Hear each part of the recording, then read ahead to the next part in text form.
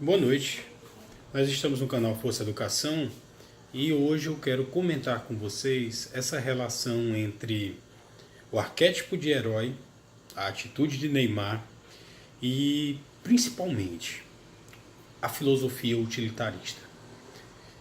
Seja bem-vindo. Como todos sabem, o atleta Neymar Júnior agrediu um torcedor da equipe do Rennes, na França, no final da Copa da França, e causou um enorme burburinho. Hoje está sendo discutido em vários jornais, em várias equipes desportivas do país, sobre a possibilidade ou não de Neymar atuar como capitão da seleção brasileira e principalmente se Neymar tem condição de continuar como o jogador da seleção brasileira durante a Copa América. E eu quero trazer aqui para o nosso diálogo a visão mais aprofundada do que seja a construção em cima de Neymar, a construção feita pelo marketing e principalmente feita pelos aparelhos de imprensa que hoje correram para completamente destruir, denegrir a imagem do jogador Neymar.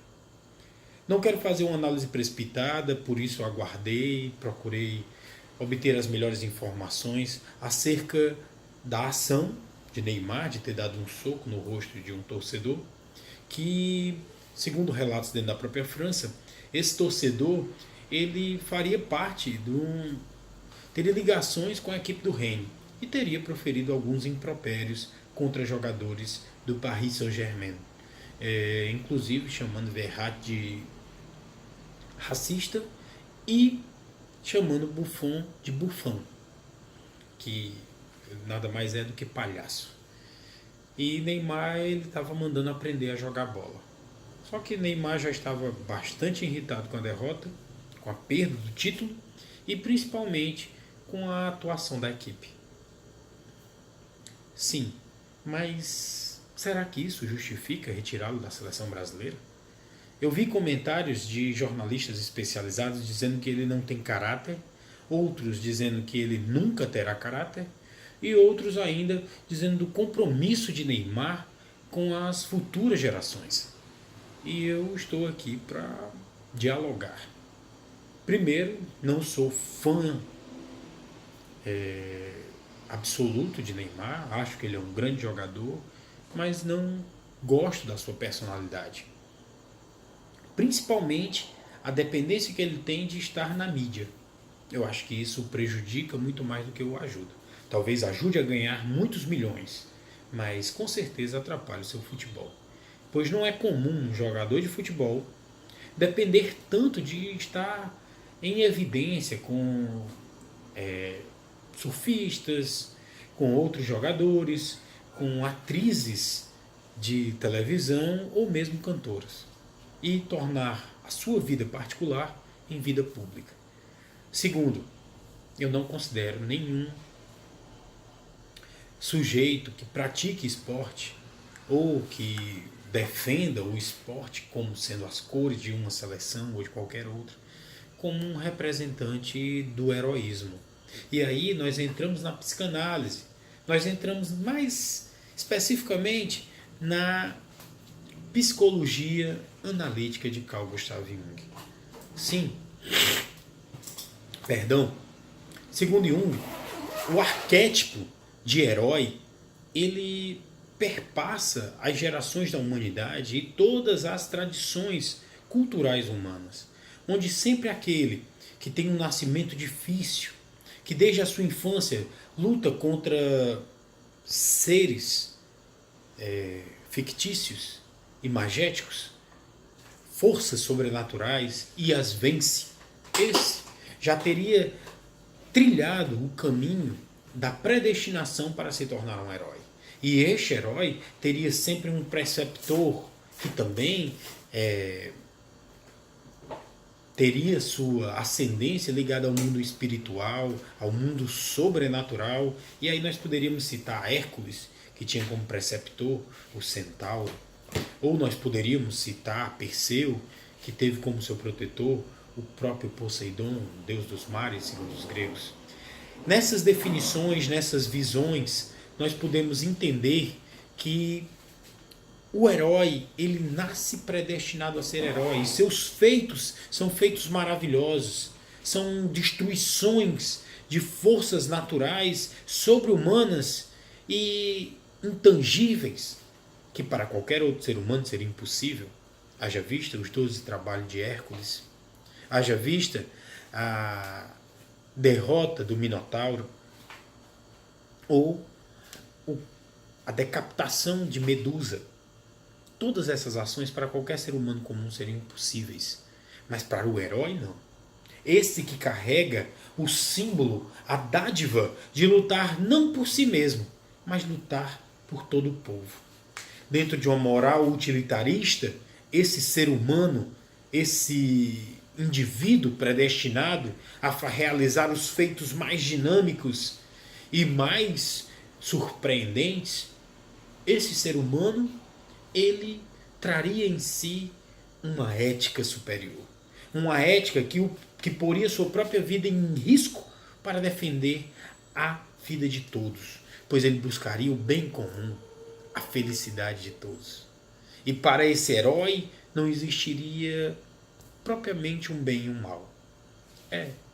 Pois o bem era a felicidade de todos e o mal a sua tristeza. Ora, isso, traduzindo de uma maneira grosseira, será o que Jeremy Bentham ou Stuart Mill, entre os séculos 17 e 18, entre 1680 e 1760, identificaram como sendo uma filosofia utilitarista da economia e que foi tão bem denunciada por Karl Marx. Segundo a filosofia utilitarista, todos os economistas e todas as pessoas realmente sérias do mundo deveriam buscar um bem maior, a felicidade de todos. Essa felicidade ela estaria para além da dicotomia bem e mal. E por essa felicidade suprema seria necessário todas, eu disse todas, as ações. Seria justificado, então, qualquer um que buscasse a felicidade do conjunto, do coletivo, em detrimento, claro, da sua própria existência ou da vida de alguns. É isso que é apresentado, por exemplo, nas HQs, nos quadrinhos de Batman, Watchmen ou Superman. Pessoas que põem em risco a sua própria existência em favor da existência do mundo, em favor da existência dos demais seres humanos. Então, o Cavaleiro das Trevas, ou o Cavaleiro Noturno, melhor chamando, o Batman, sai todas as noites para patrulhar Gotham City, colocando sua própria vida em risco para combater os criminosos e dar um pouco mais de segurança às pessoas. Em Watchmen, Ozymandias, o homem mais inteligente do mundo, Adrian Veidt, decide por ceifar a vida de mais de 15 milhões de pessoas em Nova York, segundo a HQ. Pois, segundo a película, o filme, são muito mais pessoas em favor de toda a humanidade para não ser destruída por um cataclisma gerado pela Terceira Guerra Mundial. Superman se envolve nas lutas mais incríveis, mesmo sendo um homem de aço, e se permitindo, muitas vezes, ser atingido para defender a Terra e assim proteger a vida humana e a sua existência. Pois bem, olhando por essa visão, se poderia dizer que as ações de Neymar são inaceitáveis, pois elas não têm um heroísmo. Ele não é capaz do altruísmo de rejeitar uma provocação boba depois de uma derrota. E parte para a agressão, que é inaceitável, pois as outras gerações pagarão pela imagem deste herói construído pela mídia, construído pelo marketing. Eu tenho a dizer para vocês que isso é uma tremenda tolice. Claro que é inaceitável a atitude de um jogador que agride repórteres, que agride torcedores, que agride outras pessoas. Mas também é inaceitável que numa partida de futebol, na hora da premiação, um jogador tenha a sua dignidade maculada, ferida. Sobre o fato dele jogar na seleção brasileira ou não, eu acho que não interfere, sinceramente.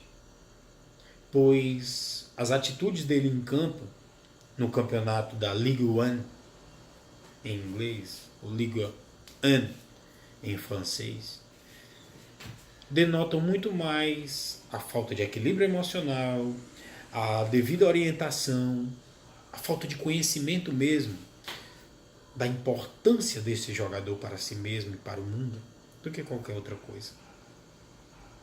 Ele ser punido 2 vezes é bis idem. E na jurisdição brasileira isso não é permitido. Se ele já for punido na França, com a punição de não jogar outras partidas pelo campeonato francês ou pela Copa da França, na próxima temporada, 2019-2020, essa já será uma punição de bom tamanho.